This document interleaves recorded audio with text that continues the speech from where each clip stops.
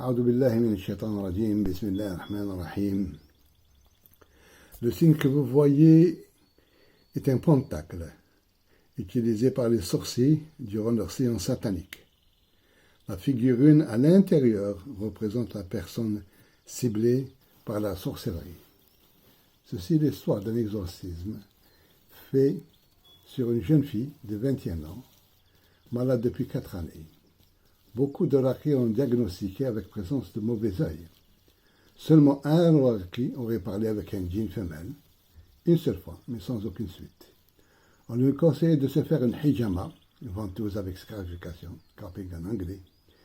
Pendant les hijamas faites par une dame, un djinn se manifeste pour un court terme, alors qu'avec le Raki, il s'en abstient. Et cela se comprend, car le Raki est plus dangereux que la dame.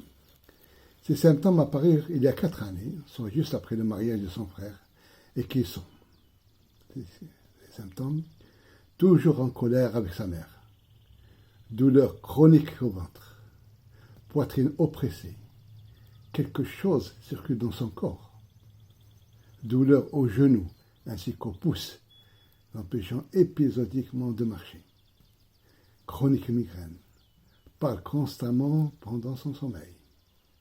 Tous ces symptômes s'aggravent lorsqu'elle assiste à des fêtes et ou quand elle veut se lever pour la prière de l'aube, le Fajr. Lorsque l'Araki lui rit le Coran, ses yeux et ses oreilles deviennent très chauds. Donc, première ruqya établie en 2014. Je commence par la méthode directe, comme suit. Elle ferme les yeux et fait dans le vide dans sa tête. Après quelques minutes, j'apostrophe le djinn en lui disant « Je veux parler à celle qui s'est présentée au Raki et à la dame. » Il est intéressant de discuter amicalement et calmement au sujet de ce problème. Je dois dire que j'avais au préalable raconté à Esther et son frère ma façon de régler les problèmes avec les djinns, et cela profitait au djinn et à la personne possédée, en employant cette courte méthode, car je n'use pas de violence, ne sachant pas si elle est musulmane. Après 3 et 4 minutes, les yeux de Esther commencèrent à clignoter et son visage traduisait la colère. Bref, voilà ce qui est en résultat de ce premier contact. C'est effectivement une djinnia femelle, âgée de 25 ans, arrivée il y a 4 ans, envoyée par une sorcière hindoue qui vit aux alentours et elle-même est hindoue, bien qu'elle ne connaisse rien l'hindouisme ou l'islam. Elle a été forcée de posséder la fille après que son mariage avec un djinn eût été annulé. Elle a peur de sortir et prétend que les djinns, viennent chaque nuit la contrôler.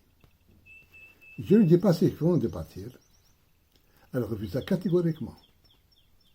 La paix se fait toujours entre deux belligérants, tandis que la guerre ne nécessite qu'un seul. Donc je commence la ruqya en disant toute la sourate Al-Baqarah, la vache, et à mi-chemin, je lui ordonne « Sors !» en lui donnant quelques coups dans le dos, mais elle refusa. Vers la fin de la sourate, je sors un briquet et j'avance la flamme vers son orteil gauche, puis le droit. Pendant 3 à 4 secondes, la flamme lécha la peau sans aucune réaction.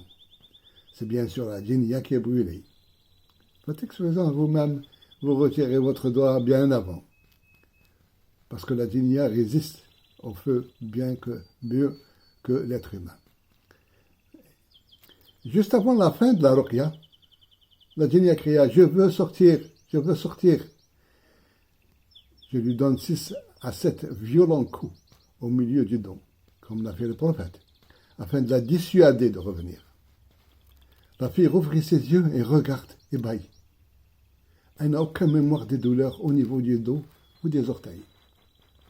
Auparavant, j'avais demandé à SR de scanner avec un main comme ça, la chambre de son frère, car à chaque fois qu'elle y entre, un malaise la prend. Elle passe la main partout et trouve à 3 places qu'elle affecte soit une partie de la moquette, une partie d'un mur et un trou occasionné par un clou qui a été retiré. Elle aspergea ces endroits avec de l'eau coranisée et le rescana sans aucun malaise. Tous ces symptômes ont disparu et se maria un an après. Louange à Allah par lequel les bonnes choses arrivent.